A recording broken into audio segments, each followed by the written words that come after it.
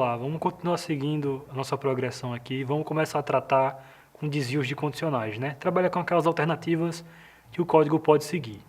Eu vou retornar para o mesmo exemplo lá de calcular se o aluno passou ou não, baseado na média.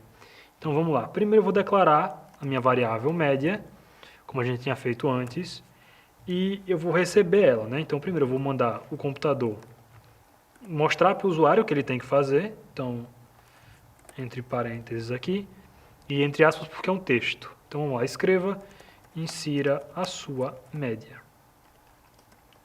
Dá um contra barra N, para ele poder pular a linha, ele vai receber um valor e vai atribuir a média. Feito isso, agora a gente vai conseguir verificar se o aluno passou ou não, dependendo dessa média. Então vou utilizar aqui o se para isso, então se e entre parênteses é a minha expressão, e entre chaves é o que ele vai fazer. Então a estrutura vai ser sempre essa.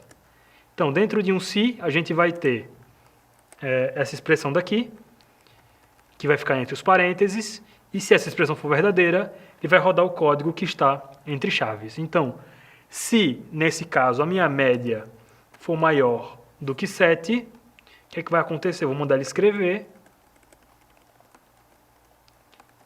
você passou. Caso contrário, então vou colocar aqui um se não, fica vermelho, então lembra, geralmente quando o código muda de cor, então quer dizer que é uma palavra reservada. Então o programa ele sabe que aquilo ali é uma palavra que vai significar, nesse caso, o se não. Então, como é um se não, ou seja, que isso só vai acontecer caso esse não seja verdade, ele não precisa de parâmetro, ele não precisa de parênteses. Então a gente só coloca a saída dele. Então, aqui no se não eu vou colocar para ele escrever você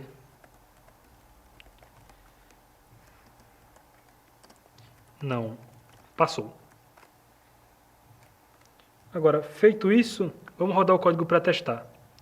Então vamos colocar aqui uma média que é com certeza maior do que 7, vou colocar um 10, me retornou que eu passei, vou rodar mais uma vez e vou colocar a minha média como 5, que eu não passei. Agora vamos colocar com mais de um caso, mais de uma saída, né? Com mais de duas saídas na realidade.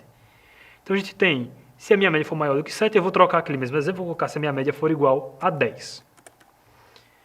Vou colocar aqui que você passou com distinção.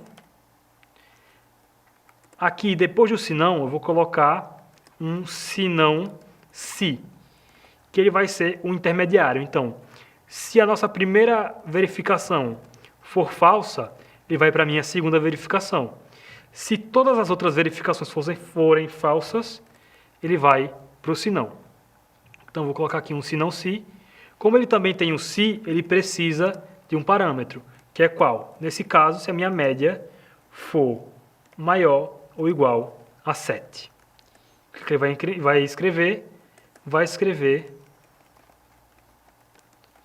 você passou. Só isso. E caso contrário, ou seja, caso a minha média seja menor, eu ainda vou colocar um você não passou. Então vamos testar. Vou colocar minha média, colocar minha média 10, e a saída que eu espero é você passou com distinção. Então eu recebi aqui, você passou com distinção. Vou colocar uma média que está entre 7 e 10, vou colocar 8. Recebi que eu passei. E vou colocar agora a minha média como 3, que vai me retornar que eu não passei. Então a gente só fez traduzir o que a gente fez lá no nosso fluxograma, né, pelo Flowgorithm, para linhas de código aqui em Portugal. Então é isso que eu queria trazer para vocês hoje. Tranquilo?